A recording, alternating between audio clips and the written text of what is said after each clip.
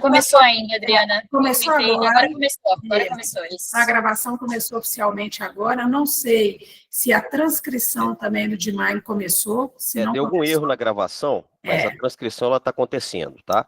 Então, é só para deixar registrado, Marcelo, como não estava gravando antes, a resposta de ontem sobre o crédito, sobre a folha, Guilherme já deixou explicado aí para a gente, né? Houve um equívoco, e então, já deixa registrado aí para a gente ter isso no nosso processo, tá bom? Tá, e o que é a intenção, né? A intenção, o que eu fiz aqui, separados os modos, é o que a gente hoje, a orientação que a gente faz para todos os nossos clientes iniciais, por isso que ela é voltada para empresários, né? Então, eu acredito que a questão em relação técnica da coisa, isso tem que ser um assunto contador e empresário, assim, né, para validar as coisas, mas eu quero abrir a mentalidade do empresário para entender o que ele pode ter de ação imediata e de conhecimento da reforma, né? Porque a parte técnica da coisa de execução, ela tem que ser validada internamente com o setor fiscal, enfim, o que eu entendo que é importante é abrir a mentalidade para entender os impactos no âmbito geral, porque a parte fiscal ela é só uma ponta do iceberg. A gente vai ver isso amanhã também em relação o que o impacto fiscal reflete pouco no dia a dia, porque o impacto ele vai ser mais no âmbito geral. Então, o que a gente vai falar hoje? Débitos de créditos na prática, crédito financeiro explicado de forma simples e prática, Simples Nacional e regime regular e o que muda na emissão das notas, tá? Então, meu objetivo é te explicar a reforma com a linguagem, né, em relação empresarial e que vocês consigam entender os impactos e oportunidades para a sua empresa, tá? Como que a gente vai fazer isso? Esse terceiro modo, a gente vai falar sobre o formato de apuração dos tributos. Então, o regime cumulativo de tributos, né? Então, é importante explicar que a maioria das empresas hoje paga os impostos apenas multiplicando o total de notas fiscais, né? E ela é emitida pela alíquota de impostos. Mas com o novo sistema tributário, o imposto a pagar ele vai ser a diferença, né? Entre os impostos incidentes sobre as vendas. Então, o que isso é? Os impostos foram pagos nas compras, né? Então, dessa forma, o conceito de tomar crédito nas aquisições. Então, por que é importante? A grande maioria está no regime cumulativo de impostos, né? Hoje, a última estimativa foi 400 mil empresas estão no lucro real. Então, a grande maioria hoje das empresas é regime simples nacional, lucro presumido, enfim. Então, a maioria hoje é esse formato de cumulativo, né? Então, que na verdade nada mais é que o tributo sobre o faturamento. Então, o regime não cumulativo de tributos é que eu tomo de crédito de tudo que eu compro, né? Então, de forma objetiva é isso. O regime não cumulativo, eu tomo crédito de tudo que eu compro. Então, isso, o que muda na forma de apuração dos impostos, né?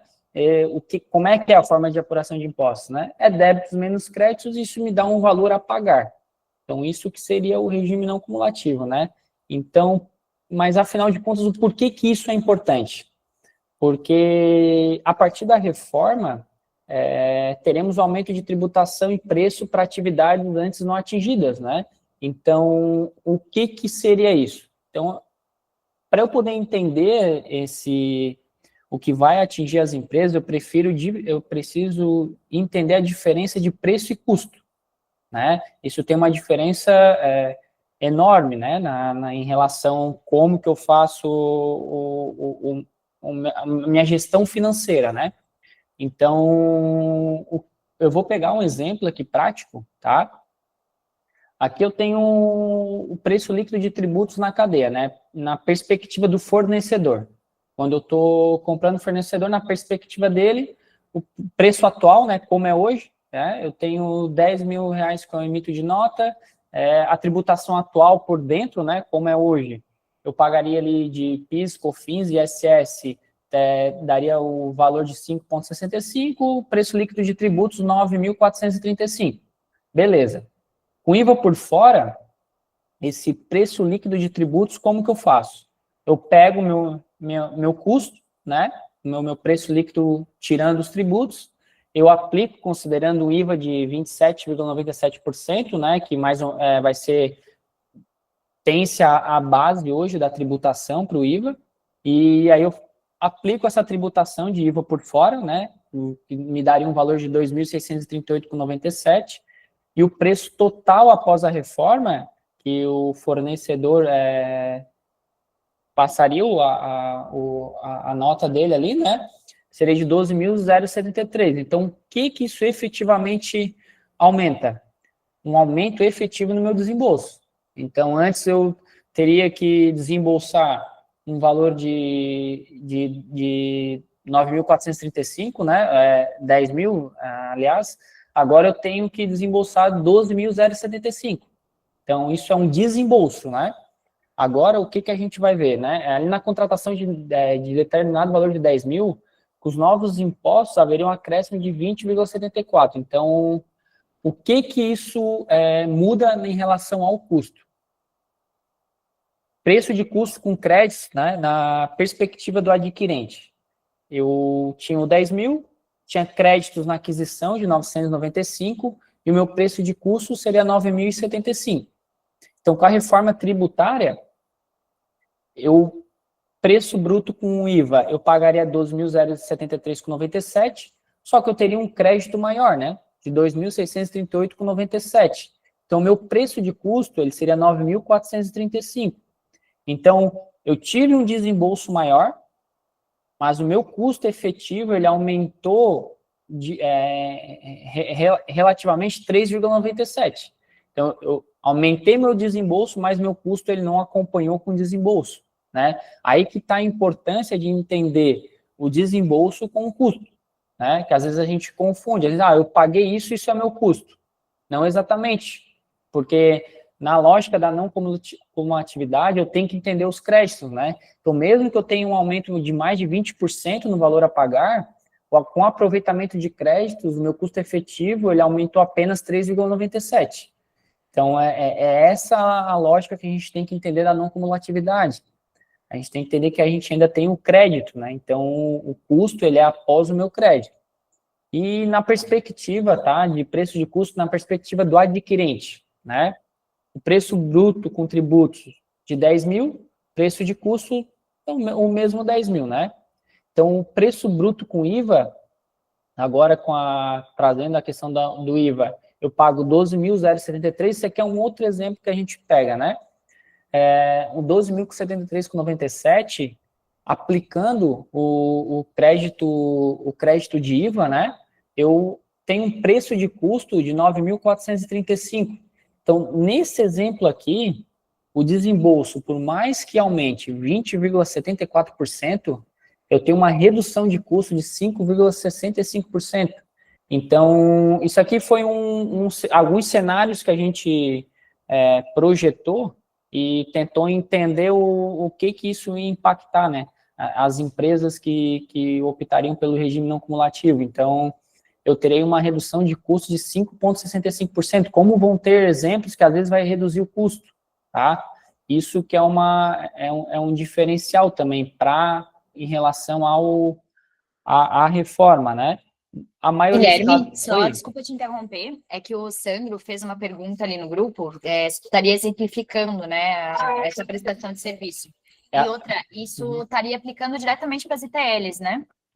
Não é que é diretamente das ITLs, eu estou trazendo, tá, o entendimento da mudança da reforma. Porque a ITL, é lógico, eu vou ter que olhar o custo individual da coisa, eu vou ter que ver, tá, a ITL é 28%, né, que vai ser aplicado, eu vou abater, né, isso a gente vai pensar, após esses exemplos, a gente vai exemplificar da ITL o porquê que talvez não vale a pena eu sair do simples, né? Então, aqui eu quero mostrar a lógica da mudança da reforma. Porque não adianta a gente querer ir já direto para a ITL e não entender o conceito da reforma. Eu tenho que mas mais para frente tu vai apresentar um exemplo para a gente, Guilherme, numa situação prática, porque assim, a gente não trata com mercadoria, né? Eu acho que é mais o pessoal que é mais nesse sentido, eles querem falar de prestação de serviço, daí então, Eu entendi o teu ponto, quer falar tudo primeiro, né? Eu trouxe exemplo de serviço ali, tá? Na prestação de serviço, tá bom? Então, alguns produtos, ali que eu tive a redução de custo, alguns produtos e serviços terão custo mais baixo, mesmo com preço maior, né? Isso que eu quero trazer em relação à reforma, de entendimento da reforma em si. Então, o que isso significa para as empresas, né? A partir da reforma, teremos os seguintes impactos. Necessidade de gestão e controle de documentos fiscais de forma muito sofisticada por meio de um RP. E a gente vai caminhar para o fim da sonegação. Porque uma vez que eu só passo o crédito para o meu cliente se eu emitir a nota fiscal, eu só consigo se de fato o cliente emitir nota fiscal, passar esse crédito. Então, aí começa o controle também da sonegação fiscal, né? Então, o que eu quero que entenda é os impactos de âmbito geral, porque se eu focar, mas o custo da ITL, só que assim, a ITL, ela tem seus fornecedores, ela tem seus prestadores de serviços que prestam para ela, então tem que entender o impacto no total da reforma, porque se eu ficar focando somente no custo de uma atividade, eu não vou entender o impacto da reforma, eu vou ficar focando no meu custo, meu custo aumenta, porque a alíquota, o exemplo prático da ITL vai ser o menos significante, porque talvez seja que não vai ter impacto para mim em relação ao meu tributo em específico, mas a minha aquisição, minha forma de comprar pode mudar. Então, eu tenho que entender esse conceito, ele é importante antes. Eu entendo, sempre quando eu vou, às vezes, fazer a palestra para determinada atividade, mas o meu setor. Só que o que eu quero, e eu quero que vocês saiam daqui entendendo, o impacto da reforma, o maior dela não é a atividade, o maior dela é todos os participantes da cadeia. Eu tenho que entender essa logística da coisa, porque senão, se eu focar só na alíquota, que é uma preocupação específica depois de todos esses impactos, porque agora eu não vou conseguir aplicar nada. Em janeiro, eu não vou precisar mudar nada em relação a isso. O que eu quero trazer para vocês é o que eu posso fazer a partir de janeiro de 2026 em relação ao que eu entendo da reforma, o que ela pode me impactar e o que eu tenho que fazer com isso agora. Porque agora a alíquota de vocês não vai mudar nada, porque vocês não podem nem ali optar ainda por fazer isso aí. Então, tem que entender a mudança da cadeia num geral, para vocês começarem a entender o que é a reforma de fato. Porque a reforma, volto a repetir, a alíquota ela é só a ponta do iceberg. Vocês têm que começar a entender que eu vou trazer exemplo ali também da locação, então, que também compete a todos nós, né? Porque todo mundo, em algum momento, tem que se usar da locação. Então, eu quero que vocês entendam essa aplicação num todo, porque a mudança,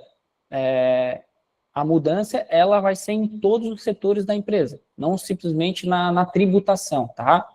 Então, primeiro ponto, se eu tenho que cobrar a nota fiscal para tomar o crédito, isso vai diminuir também a sonegação, né? Então, o que isso na prática eu tenho que fazer? As empresas vão precisar de bons sistemas de gestão implantados, porque quantos aqui conseguem captar a nota fiscal de forma imediata? Como é que ele vai conseguir captar? Vamos supor que eu tenho vários fornecedores, né? Como é que eu vou conseguir captar essas notas fiscais de real time ali, na hora? Então, eu preciso olhar isso daí também. O meu sistema, eu tenho algum sistema que capta essas notas na hora para eu já ver o impacto que isso pode acontecer futuramente, né? Como é que está o meu RP hoje, né? Então, toda a empresa vai precisar controlar suas finanças, porque ela vai ter que entender o que é essa geração de crédito, né? Se eu tiver essa mudança. Então, o outro cenário, que é o outro pilar que a gente entende, é a geração dos débitos tributários, tá? Tudo que a gente vender de produtos ou prestar de serviço é a base de débitos, significa que são os tipos de atividade de movimentação que a gente tributa. Então, hoje temos um tributo para cada tipo de operação, né? O ISS para serviço, o ICMS para mercadoria, o IPI para a indústria, né? Que é o que eu transformo, né? Então, com a reforma, o governo sintetiza e ele aumenta sobre o que recai o IBS e CBS. Então, através da palavra de das operações, né? Mas só que o que acontece? Não é só sobre o que eu vender. O CBS, ele vai entrar sobre as atividades antes que não eram alcançadas, que é o que eu quero trazer para vocês também, o que essa amplificação da base de débitos do CBS-IBS. Antes, não era atingido o setor de locação, multa oneroso, que são os empréstimos, né? E também instituição onerosa de direitos reais. Então, atentar o segundo item ali, que é locação. Hoje, quem que hoje não tem alguma questão de, nunca exerceu a questão de locação, né? É difícil. Hoje, alguma coisa a gente loca. E os setores de locação, eles vão estar nessa base de débitos, né? Então, eles vão estar no CBS e IBS. Então, o que acontece? Isso vai impactar significativamente no aluguel que eu pago, no aluguel que executo, em qualquer locação que eu faça, né? Então, isso, no âmbito geral, já pode começar a impactar lá em janeiro de 2027. Então, já tem que começar a entender que em janeiro de 2027 o meu aluguel já pode aumentar, porque o custo da locação ela vai aumentar. Então, já tem que entender de forma objetiva como que hoje estão os meus custos com o meu aluguel aumentando em janeiro de 2027, ou eu me antecipando a esses custos, né? Então, isso tudo são impactos significativos, né? Na nossa relação também de locação. E a Adriana levantou a mão? Levantei, Guilherme, porque eu acho importantíssimo a gente fazer uma parte aqui. Eu tinha perdido aqui a lógica daquilo que você estava explicando, tá? Uhum. A gente vem na ânsia de que alguém vai abrir um caderno e falar exclusivamente sobre o meu negócio. Como se você fosse pegar aqui a minha contabilidade e responder sobre a minha emissão de nota, se nela eu tenho crédito, se eu não tenho e tal. A gente vem com esse anseio. E eu acho que isso era de todo mundo. E agora, como você conseguiu concluir o seu raciocínio aí e trouxe para a gente a ponta contrária que a gente não está conseguindo ver, é que eu acho que clareou por que você foi incisivo em explicar o todo e não só a parte que nos interessava. Porque está todo mundo esperando aí você responder sobre a emissão da nota fiscal da gente. Que eu vou entrar também, tá, Adriana? Eu entendi, mas ótimo. Eu queria fazer essa parte porque eu acho que todo mundo estava ansioso pelo só a ITL. Mas se a gente não entender que a gente paga aluguel, a gente tem contrato de prestação de serviço, a gente tem outras modalidades que vão incidir tributação lá e que vão bater na gente, que não é só sobre o serviço que eu vendo, né? Então, obrigada, tá, gente? Obrigada, Guilherme. Então, gente, vai chegar na gente, mas é importante a gente saber como é que essa tributação lá na outra ponta também vai impactar na gente, tá?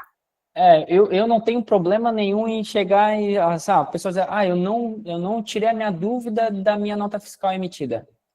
Porque assim, eu quero que vocês entendam que o impacto agora significativo é esse impacto no âmbito geral. Porque assim, uma emissão de nota fiscal, isso aí vocês conseguem tirar, às vezes, no âmbito prático de vocês com a contabilidade, porque ele é um impacto pequeno em relação ao todo que já vai gerar para vocês. O que eu quero trazer toda essa forma de raciocínio, eu quero trazer para vocês, no final dessa palestra, o que vocês podem fazer hoje, o que vai impactar hoje. Porque vocês entender hoje como calcular o fornecedor, vocês não vão aplicar isso agora. E aí, eu ensinar isso para vocês, não adianta de nada se vocês vão praticar isso só daqui a um ano. Eu quero trazer o raciocínio para vocês do que já vai impactar vocês agora e o que vocês podem fazer. Então, eu quero que vocês saiam na frente, eu não quero zero ego aqui, eu quero que vocês entendam o que vai impactar vocês de um âmbito geral, tá? De um âmbito geral e o que vocês já podem fazer agora. Eu quero que vocês saiam disso aqui e falem, eu entendi, eu tenho que fazer isso, eu tenho que ver meus tipos de fornecedores, eu tenho que ver minha alocação, meu contrato de aluguel, se eu tenho de longo prazo, como que vai ser em relação à reforma, se ele vai aplicar o índice do IPCA e mais ainda o custo da reforma, né? Então, isso aí, às vezes, você já pode estar se protegendo, negociando contrato agora em janeiro. Então, assim, nossos clientes, eles já estão agindo. Eles não estão trabalhando no âmbito de uma dúvida que eles só vão poder executar lá na frente. Então, eu quero que vocês entendam o impacto geral da coisa, tá? Que vocês podem executar agora. Então, outro impacto que vai gerar para vocês, que também vai depender muito a relação que vocês têm também. Uma vez que as alíquotas serão as mesmas para todas as operações, o Brasil ele coloca fim a importantes incentivos fiscais. Então, assim, existem atualmente 4 mil benefícios fiscais no Brasil, e isso a níveis federal, estadual e municipal. Então, esses incentivos são muitas vezes a margem total gerada para cadeias produtivas inteiras. Então, o agronegócio. Os benefícios do agronegócio, eles às vezes atendem quase que a margem inteira dele. Então, vai impactar até no meu consumo do agronegócio, vai impactar, vamos supor, tem algumas clínicas médicas que também têm benefício, vai impactar no meu consumo médico, né? Então, isso já impactando benefícios fiscais, porque essas empresas vão se antecipar ao custo. Então, eu tenho que entender toda a minha cadeia. Então, qual fornecedor meu, né, de ITL que tem benefício fiscal, né? Eu entender o regime dele. Tá, se ele tem se ele tem algum benefício fiscal, isso vai impactar diretamente ele vai precificar mais caro para mim. Porque se ele tem algum tipo de benefício fiscal, ele vai aumentar o meu preço, ele vai aumentar a minha compra, né? Porque vai acabar o benefício fiscal, tá? Então, diante dessa reforma, né, a gente voltando para aquela estratégia de transição, eu já começo o teste operacional agora em 2026, só que em 2027 eu já tenho o fim do PIS e da CONFIS, né? E aí, a partir daí, é que, de fato, inicia o período ali do PIS e da CONFIS, né? Janeiro agora de 2026 vai ser o ambiente teste, né? 1% que vai ser gerado ali como teste, só que as empresas do regime normal vão se creditar, então não vai impactar diretamente, só que já começa a fazer esse teste de a potencialidade que o governo tem de arrecadação com isso. Então, por isso que todo esse âmbito que eu estou trazendo é o que vocês já vão poder fazer em janeiro de 2026, ou antes, tá? No planejamento. E o que isso novamente, o que isso significa para a tua empresa, né? As empresas vão precisar, volto a repetir, de bons sistemas de gestão implantados, porque ela vai ter que ter o controle sobre tudo isso, né? Ela vai ter que saber as notas fiscais que vão estar emitidas, ela vai ter que olhar a empresa de TL, vai ter que ver o que gera, o que pode me gerar de débito ou crédito, enfim. Então, o sistema de RP, eu tenho que olhar já como que ele está preparado para a reforma. Quais os campos que ele tem, se ele tem se ele atende financeiramente a mudança de impacto da reforma, porque se eu deixar para ver isso aí só em janeiro, né? Se eu deixar para ver isso só em janeiro, uma mudança de sistema, às vezes ela é brusca, porque muda toda uma geração de funcionários, né, acostumado com o sistema. Então, tudo isso são ações que eu posso estar fazendo agora. Outro campo que a gente vê como um pilar, tá? Além dos débitos, são os créditos tributários. E o crédito, ele entra como um crédito amplo agora, com a mudança da reforma, né? Então, o governo aumentou a base de débitos, ele também aumentou a base de créditos, tá? Então, atualmente, nós só podemos tomar crédito de tributos daquilo que eu estou comprando para revender, né? Então, ou seja, é um insumo de operação, né? Seja um material ou serviço. A partir da reforma tributária, o governo, né, ele passa a permitir a tomada de crédito de tudo aquilo que eu comprar. Então, é um crédito amplo. Então, com duas regras muito importantes, né? Ter um documento fiscal idôneo, né, vinculado, e exatamente o valor que foi dado de débito na etapa anterior.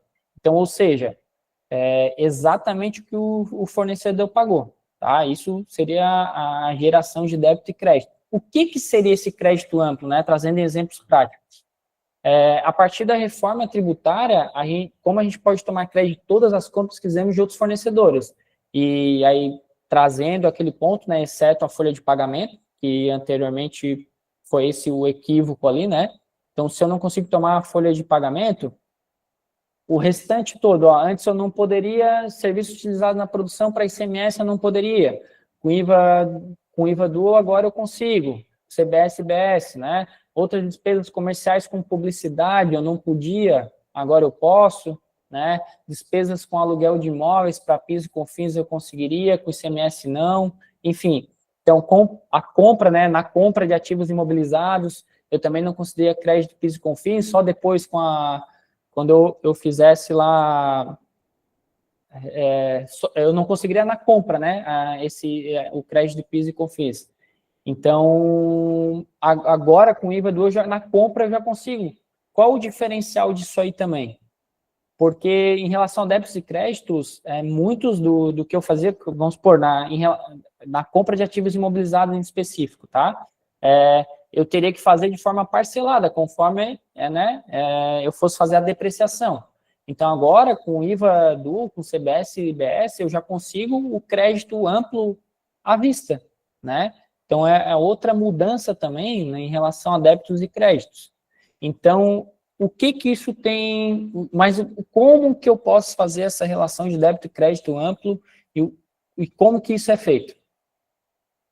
Depende do regime tributário de quem compra e de quem vende, tá? O crédito que eu vou tomar na compra depende do regime que o fornecedor está. Então, o que vai acontecer com o Simples Nacional, né? Que é o que a maioria das empresas de TL estão. O Simples, ele vai permanecer o mesmo, tá? Com as mesmas características, pagamento unificado, alíquota única e tabela progressiva. Ok, mas existe um impacto, né, comercial importante para essas empresas desse regime. Eu não tenho que me atentar somente a mim. Volto a repetir, eu tenho que olhar toda a minha cadeia de fornecedores e de clientes. Então, beleza, não vai mudar o Simples Nacional para mim, não tem que me mexer. Depende, né? A gente tem que analisar o impacto comercial disso. Então, vamos lá, por exemplo, prático em relação a isso, né? Atualmente, uma empresa, né, do lucro presumido ou lucro real, quando ela compra de uma empresa do Simples Nacional, ela toma crédito cheio de PIS e COFINS, né? Ou seja, ela toma 9,25%. Então, com a lógica da não cumulatividade plena, né, onde o crédito ele vai ser financeiro, ela vai passar a não tomar. O que significa? Significa dizer que a compra das empresas do Simples Nacional ficarão no mínimo 9,25% mais caras ao menos, tá? Então, se o fornecedor, né, ele não vai conseguir tomar o crédito, né, ele não vai conseguir, tu não vai conseguir passar para a cadeia, provavelmente ele vai aumentar, tá? Ele vai aumentar o teu custo em 9,25, que é o que ele tomava de crédito antes. Então, o que isso é? Isso é potencializado a partir do momento que tudo gera crédito. Então, não mais apenas um insumo. O que significa dizer o quê? Que o fornecedor de serviços administrativos, vamos supor, de lucro presumido ou lucro real, ele vai ficar mais barato que uma empresa do Simples Nacional. E aí tá, beleza, e eu que estou no Simples Nacional, o que eu faço com isso, né? O governo, entendendo que isso poderia gerar uma complexidade para a empresa do Simples, muitas empresas poderiam se prejudicar com isso, né? Ele inventou o Simples Nacional. Continua tendo o Simples Nacional original, só que eu posso ter um novo regime do Simples Nacional, que eu passo a ser eu passo a pagar CBS e IBS no regime regular, ou seja, por fora do Simples. Então, eu posso optar pelo Simples regular, né? De maneira que a empresa do Simples possa passar crédito adiante. Então, vamos supor, eu estou no meio da cadeia aqui, né? Um exemplo prático aqui, o regime tributário define o creditamento de IBS e CBS. Então, eu tenho um fornecedor que não gera crédito, ele é do Simples Nacional. O meu cliente, ele não vai aproveitar o crédito, certo? Então, se eu sou um fornecedor do Simples Nacional, eu não vou conseguir passar o crédito para o meu cliente, né? Um cliente do regime não cumulativo. Se eu sou um fornecedor, né, um outro exemplo ali do Simples Nacional, com regime regular, né, que gera o crédito do presumido real, o meu cliente ele aí consegue aproveitar créditos. tá? Então, as empresas que prestam serviço para outras empresas, provavelmente eles vão ter que migrar para o regime normal, pois os clientes desejarão crédito. Então, se eu tenho um cliente que pode impactar eu não passar o crédito, provavelmente ele vai começar a perguntar, né? Tá, tu não toma crédito, só que eu não tomando crédito aqui, meu preço aumenta. Então, na prática, se eu, de fato, tenho clientes PJs que não vão tomar créditos, eu tenho que começar, primeiro ponto é conversar com esses meus clientes, entender a logística da coisa, né? Então, empresas que prestam serviço para pessoa física, ele vai continuar no regime normal, atual, do Simples Nacional, isso não vai impactar nada para ele, porque a pessoa física ela não precisa tomar crédito. Então, ok, se eu sou uma ITL, sou do Simples Nacional, a minha venda é para pessoa física, vai impactar zero para mim hoje, tá? Beleza, o que fazer com isso? Primeiro ponto, tá? Identificar o regime tributário dos seus clientes. Primeiro ponto que vocês têm que fazer, acabou a palestra aqui, primeiro ponto que a gente vai fazer, qual o regime tributário dos meus clientes? Entender, né? Beleza, eu posso ter um cliente que é PJ, só que se ele for do Simples Nacional, para ele impacta zero, né? Então, primeiro ponto que eu tenho que ver. E também olhar, né? Os principais clientes é a primeira conversa que tem que ter, começar a trabalhar isso, tá? Então, definir o regime tributário adequado para a sua empresa e para o seu cliente. Então, tu tens que entender a cadeia. Volto a repetir. Não é eu saber agora a minha alíquota, quanto que vai aumentar agora. É eu saber o regime tributário, se eu tomo ou não crédito, e a partir daí começar a fazer o meu planejamento tributário. Aplicando as alíquotas necessárias, né? Porque, assim, o que vocês têm que entender também, a alíquota ela vai ser muito específica para cada um, porque vai depender do crédito que eu tomo. Então, não adianta eu pegar um exemplo aqui que não vai ser real para vocês.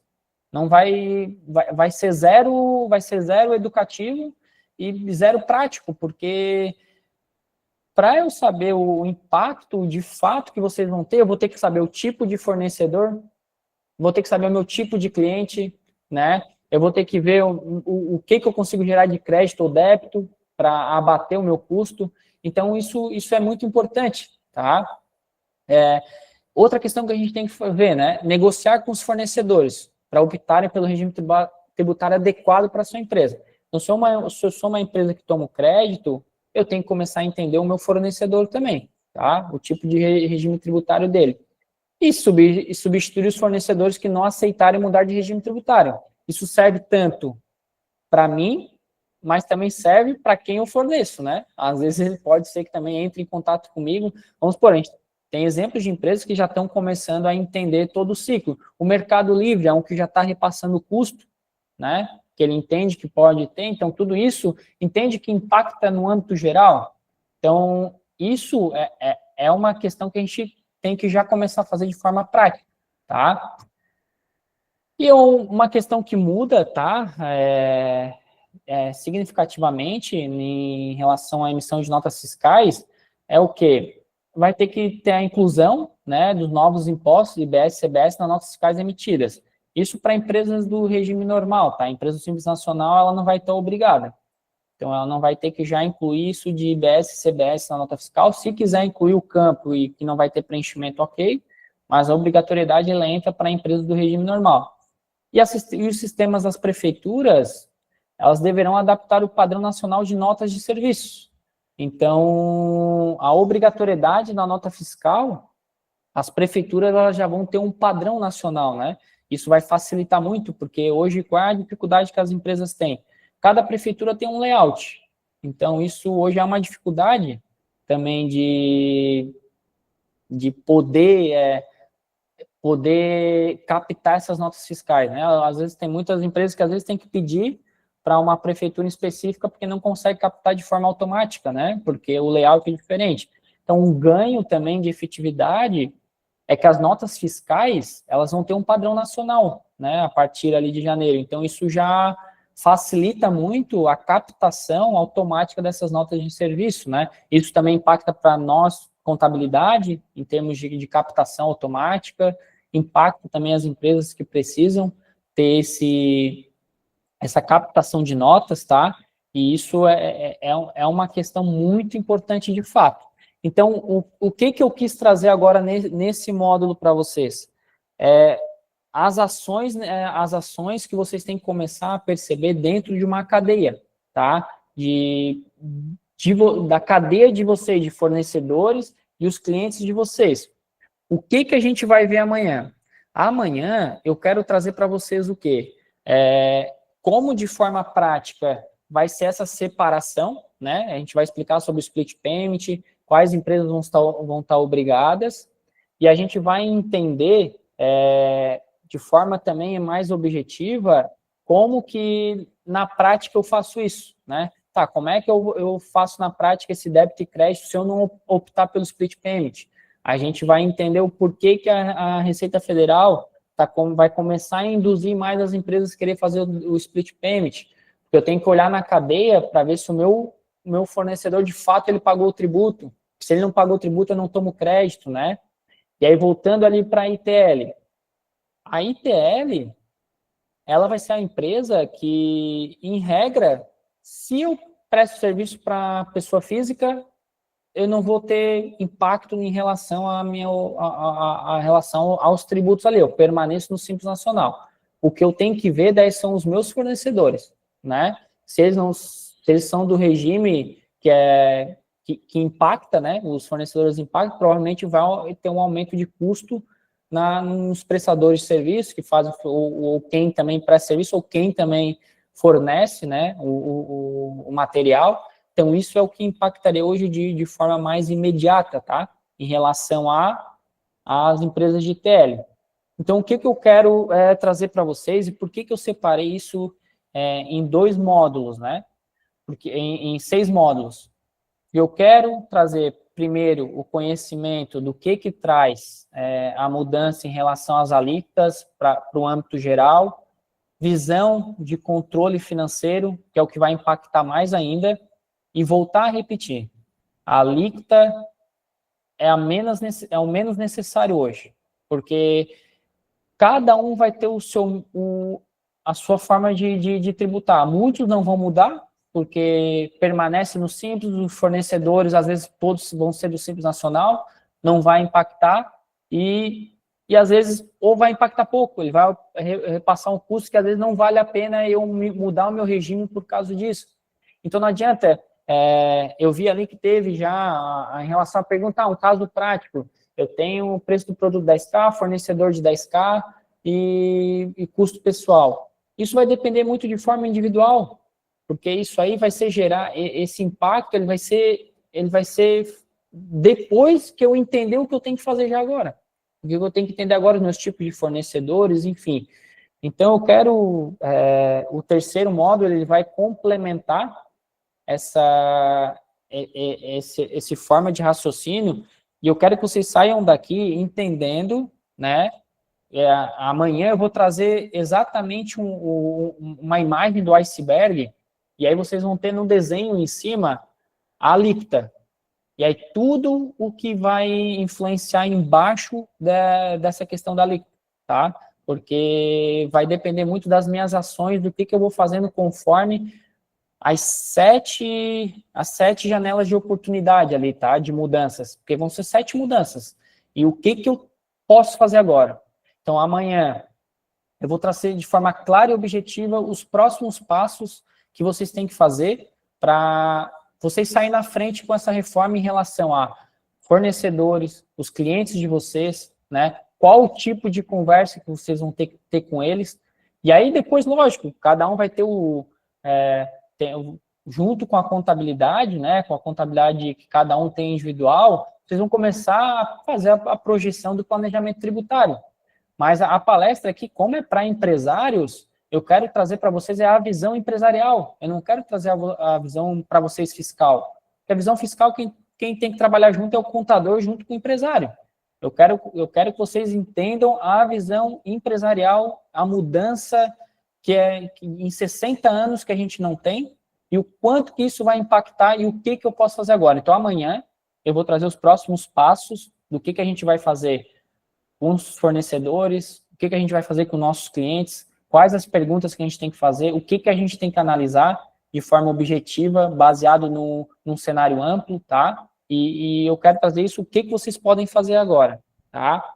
É isso que eu queria trazer hoje, em relação à explicação de crédito, o que amplia esses créditos, o que muda, muitas empresas são do Simples Nacional, então, às vezes, não está ambientado ainda com regime de não cumulatividade. Então, eu quero que entenda que não fique... Porque, às vezes, eu explicar para uma empresa que já está no lucro real, ela já entende isso. Então, se eu não começar a entender essas coisas, tudo que for vir depois, para mim, vai ser tudo um susto, né? Então, eu tenho que entender de forma objetiva mais essas questões. Então, eu estou aberto aí, gente, eu acho que tem aí, Adriana, a gente tem 15 minutos, então, o que quiserem perguntar, enfim. Eu vi que o Sandro levantou a mão ali também. Tem algumas questões aqui. Tá todo mundo, obviamente, se inteirando do assunto e preocupado com a questão de alíquota, preocupado aí com a questão do crédito, do débito. Aqui, pelo que a gente entendeu, se é todo mundo fornecedor, cliente PJ, cliente pessoa física, fornecedor simples, não vai ter impacto. Mas é claro que o Simples Nacional, você tem ali um split dentro dele, onde você vai pagar ali o INSS, não é? Não é isso? Você tem lá alguma coisa de imposto estadual, de tributo estadual, só que esses impostos, esses tributos, eles vão mudar de nome, não vai ter mais PIS, COFINS, vai ser outra coisa, né? E aí a alíquota vai ser a mesma coisa. Então, acho que são questões aí que o pessoal está preocupado em entender. Então, né? Daniel, a alíquota, eu posso permanecer como eu estou hoje, no Simples Nacional. Entendi. Eu posso permanecer, não tem problema, tá? O que eu tenho que entender é se isso vale a pena.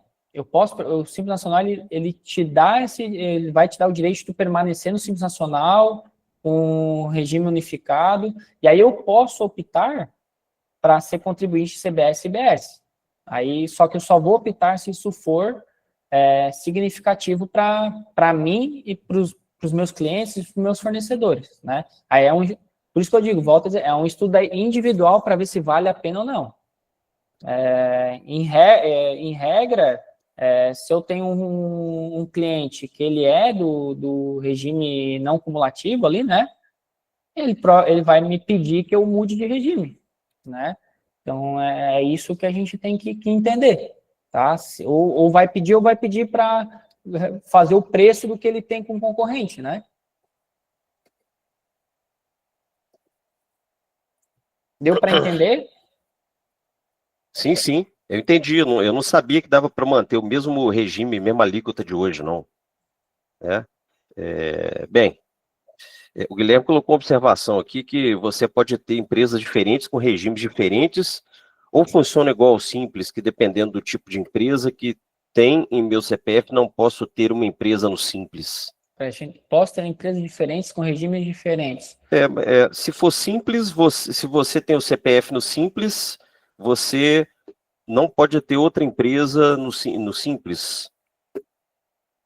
Desculpa. E se você é um empresário que está no Simples, para você manter, você tem que, né, o seu CPF no Simples como sócio, você não pode, se você tem lucro real, você não pode ter empresa no Simples, né, por exemplo.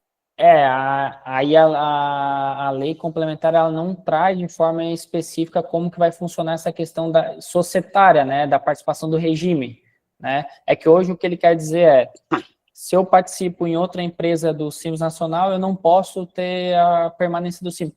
Em regra, permanece a mesma obrigação, né? Se não trouxe isso, né, não tem a obrigação, não trouxe, é um benefício, em regra, deveria ter essa questão, né? Porque, assim, eu posso, sei lá, optar pelo regime regular. Regime regular, eu sou optante pelo IBS-CBS, né? Mas isso seria, como que eu posso dizer, uma forma... O regular é a mesma coisa que um híbrido, né? Eu posso optar pelo Simples Nacional, só que eu sou contribuinte de CBS e IBS, né? Tá certo. Bem, vamos lá. O Rômulo, o Magdael, ele fez uma pergunta ontem, e a pergunta é que ela permanece, né? Que a gente ficou de falar sobre isso hoje. É aquele negócio, faturou, emitiu a nota, tem lá os valores, vai ficar a retenção lá, e aí ele não recebe os valores lá do cliente dele. Dançou? Tá, peraí, como é que é? Desculpa. Faturou. Tá. Né? Tá, eu vai faturei... pagar o imposto. E aí o cliente não pagou. Tá, porque se eu faturo, quem Desconta paga... para ele pagar. Se eu faturo, quem paga sou eu, né? Sim. Eu faturei, eu vou pagar o imposto. Isso. Se eu não pagar o imposto, aí... Não, se o cliente não te pagar. O cliente ele não te Guilherme. pagou o valor da nota. Não, daí Ele aí é descontou uma... o imposto. Aí é uma outra questão, porque assim, ó, eu estou falando de débito e crédito, né? O cliente não me pagar, aí é questão financeira, né? Isso. Mas assim, no ato que eu gerei a nota fiscal e paguei o imposto, o meu cliente só vai conseguir tomar crédito se eu paguei o imposto, certo? Ele só vai conseguir tomar crédito se eu paguei o imposto. Se ele for pessoa física. Não, da pessoa física não toma crédito, né? Não. Daniel, deixa eu interromper um pouquinho aqui. Eu acho que eu entendi o que ele quis dizer aqui. Quando eu faturo para o PJ, eu gerei uma nota fiscal para ela para poder me pagar o boleto. Sim, é isso. É isso que o Ele Matheus só falou. vai me gerar o crédito se a empresa pagar o boleto. Se ele não pagar o boleto, não gera crédito para mim. Só se eu tiver no split payment, porque assim, ó, a geração de crédito, ele é sobre o imposto que eu paguei. Eu só gero crédito se o imposto está pago. Vamos supor. Então, mãe, mas se ele não me pagou a nota, não vai ter imposto pago, não vai ser cobrado na fonte? Não, mas o cobrado na fonte é se eu optar pelo split payment. A guia tem que ser gerada, né? Não é o banco que vai fazer o repasse disso? Então, o que o governo quer fazer? Ele quer fazer com que as empresas comecem a optar pelo split payment, porque assim, ó, vai ter o governo, ele vai ter uma questão que eles chamam de assistido, né? Ele vai dar os débitos e créditos que a empresa tem a possibilidade de gerar lá, né? Então, eu, como empresa, eu tenho que olhar o que eu tenho, se aquilo que o governo disse, assistido que eu tenho de débito e crédito, se bate com o que eu tenho de débito e crédito, né? Então, assim, na dúvida específica do Magdael, o cliente não pagou. Não pagou o boleto. Então, mas não pagou o boleto, só que a geração do imposto, ele é pela guia, né? A retenção do imposto vai ser se eu for optante pelo split payment, que a separação já vai ser no ato, né? Aí eu tenho que olhar se o meu cliente está pagando imposto, né? Para eu gerar o meu crédito. 720. Se for boleto... Desculpa, não tô escutando mais. Pode falar, desculpa.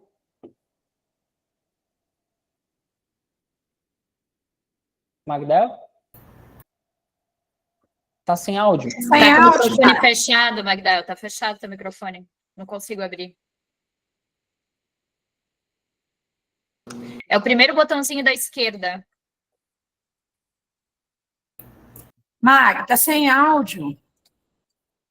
É o primeiro botãozinho da esquerda, Magdel. Quando tu pega ali no celular, vai ter um microfonezinho, um redondinho ali com 3 pontinhos do lado. Deve ter uma... Guilherme.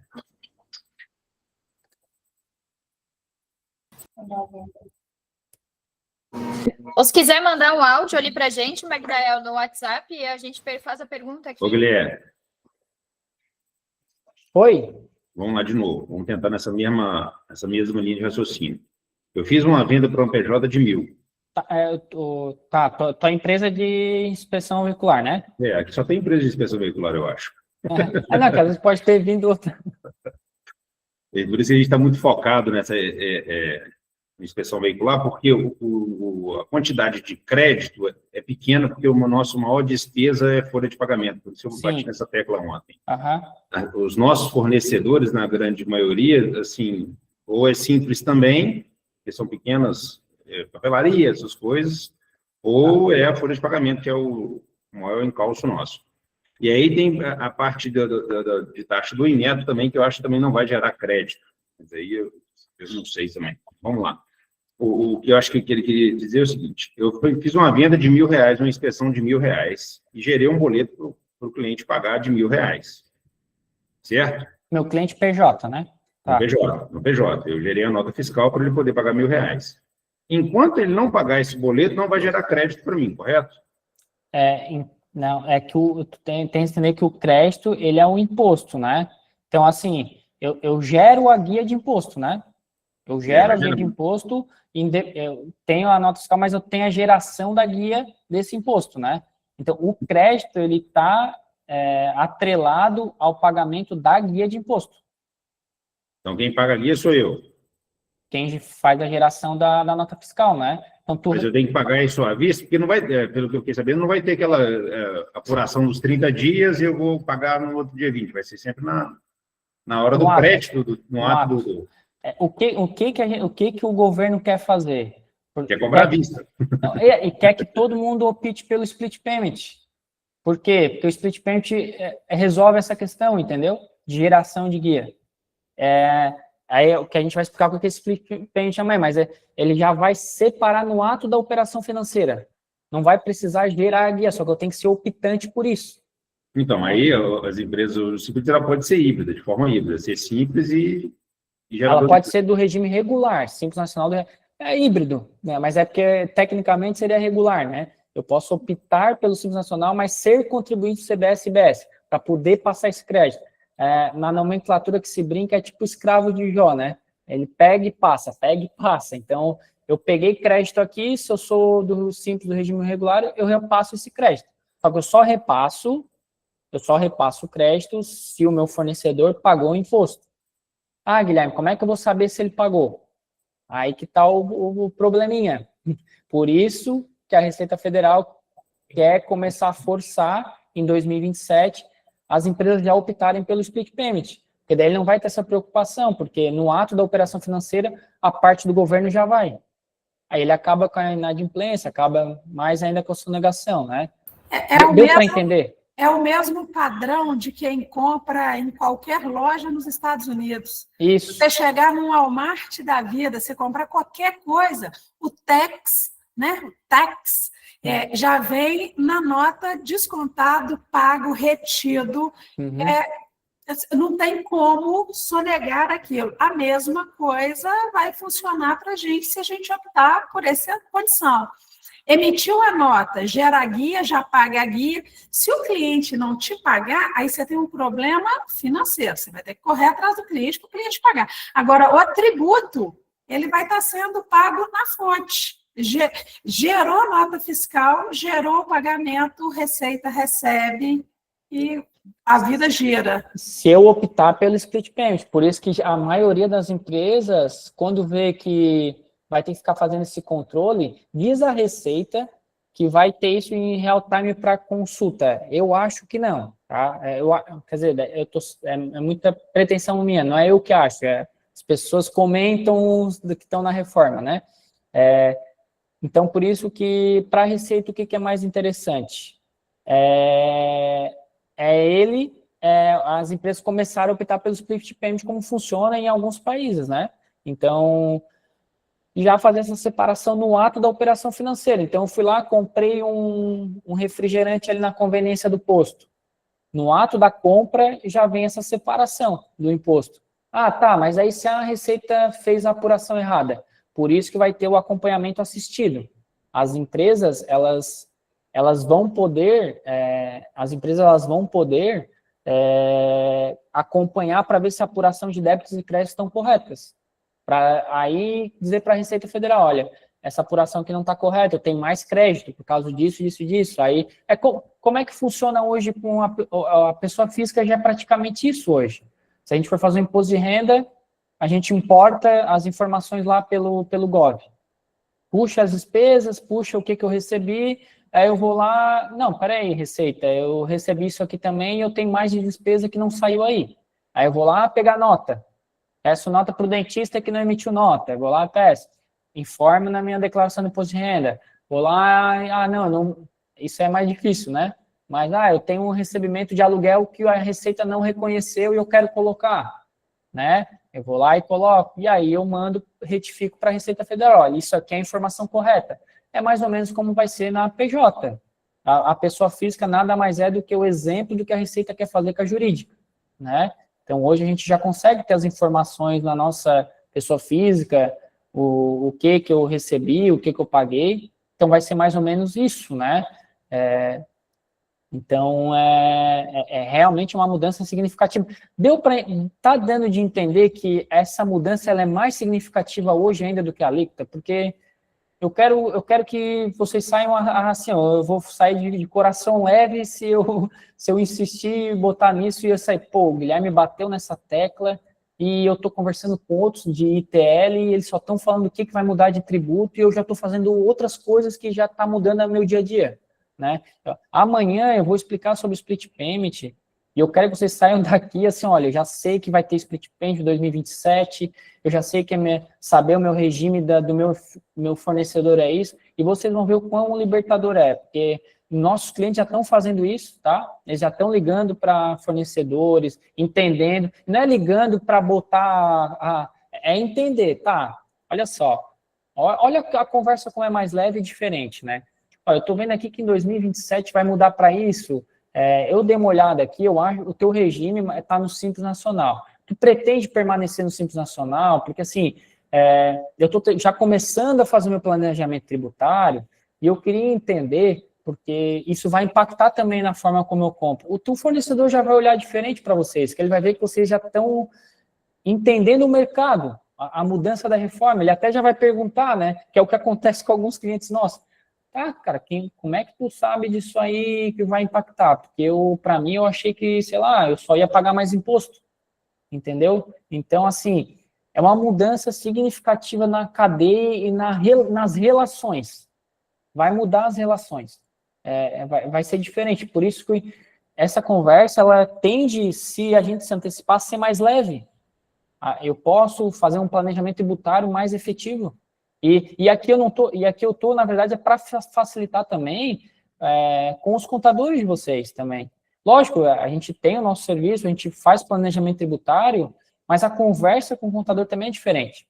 Ele pode ser que às vezes ele fale assim, olha, não, tua alíquota pode impactar isso, tu vai permanecer no simples. Tá, mas olha só, eu queria que tu me ajudasse a gente avaliar os nossos fornecedores. Tu consegue passar uma lista aí do que a gente tem de fornecedores para ver se bate com o que eu tenho? Porque eu tenho fornecedor que talvez eu não estou comprando com nota, e será que se eu comprar com nota, isso vai impactar depois, né? Eu tenho clientes que eu não estou emitindo nota, e talvez se eu mudar meu regime aqui, se eu emitir, e às vezes eu conversar com ele mudar o regime, enfim, é diferente, entendeu? É isso que vocês têm que fazer agora, é isso, porque depois o cenário já está construindo por impacto que vai vir, né? Aí o meu planejamento é diferente, porque isso é o que demora mais. Isso é o que demora mais, a relação da cadeia, tá? Então, por isso que até que a gente, hoje, na contabilidade, hoje eu cuido estritamente da expansão e da gestão das empresas. Então, a gente está focando isso nos nossos clientes. A gente quer que saia o empresário estratégico, ele entenda quais os pontos que ele tem que fazer. Então, amanhã a gente vai falar sobre o split payment, vai falar os passos do que a gente passa para os nossos clientes, do que eles têm que fazer, tá? Qual é o meu passo agora? O que eu tenho que fazer? O que vai impactar aqui do meu fornecedor? O porquê que vai impactar? Então, amanhã a gente vai trazer os próximos passos do que tem que ser feito. A gente vai explicar sobre o split payment, tá? E para entender de forma prática como que isso funciona e quem não optar, o que isso pode impactar. Guilherme, muito bem. Eu agradeço demais aí a sua participação de hoje. A gente sabe que você tem acontecimentos importantes hoje aí na sua vida. Eu também tenho. A gente vai ter que, infelizmente, pessoal, finalizar. São muitas perguntas, são muitas questões, o tema é complexo. E amanhã a gente vai tentar aí compensar o tempo, tá? Para a gente poder responder, para a gente poder debater todos os pontos aí que a gente precisa, tá certo? Todo mundo ansioso, muitas perguntas, certamente a gente não vai ter resposta para tudo, né? Então, que sirva aqui esse mini curso, que sirva de reflexão para todo mundo aí procurar, de fato, com o seu contador, o que é que deve ser feito aí para se preparar para essa jornada aí de 7 janelas, Guilherme, 7 janelas que vão se estender até 2033, tá? Então, tem muito tempo aí para se preparar, mas temos que começar a nos mover logo. Eu acho que a grande questão é essa. Palavras finais aí, Guilherme, por favor, para a gente finalizar. Tá, é que eu fico agoniado quando tem pergunta, deixa eu só finalizar do Sandro ali, vai ter consulta online de quem é gerador de crédito ou não, a Receita vai ter a apuração assistida, vai dar para ver o que a empresa tem ou não de crédito ou débito, tá? Vai ter essa apuração assistida, tá? Então, é isso que a Receita trouxe na última live que teve da Serpro. Em relação ao Rômulo, ele botou quais informações eu devo ter de cada agente da cadeia. Amanhã eu vou botar exatamente as ações para fazer, tá? Saber o tipo de regime, vai ter a relação certinha e depois eu vou disponibilizar isso para vocês. Então, eu agradeço de coração aí a oportunidade de poder estar falando aqui. Eu espero que vocês saiam daqui como empresários que entendam as próximas ações, tá? Eu não quero que vocês saiam aqui como um conhecedor do fiscal, porque isso aí é um diálogo, né, com a contabilidade, só que eu quero que vocês saiam como um agente executor daqui, né? Quais os próximos passos que eu posso fazer? Eu entendi no âmbito geral a reforma, e é isso que eu quero que vocês entendam em relação à reforma, e é o que eu ficaria contente, se pelo menos eu tivesse, no final dessa palestra, não, o Guilherme me trouxe uma visão geral, eu entendi que não o que eu tenho que fazer, tá? Então, agradeço de coração a vocês, a todos que estão organizando aí com muito carinho, e espero poder estar ajudando e contribuindo com vocês. Agora, o que o Daniel trouxe é porque meu pequeno está quase nascendo. Daqui a pouco pode ser que saia. Mas, enfim, agradeço de coração, tá? E nos vemos amanhã. Não percam, porque eu vou dar os próximos passos e vou explicar sobre o split payment. Tá bom? Guilherme, só te agradecer.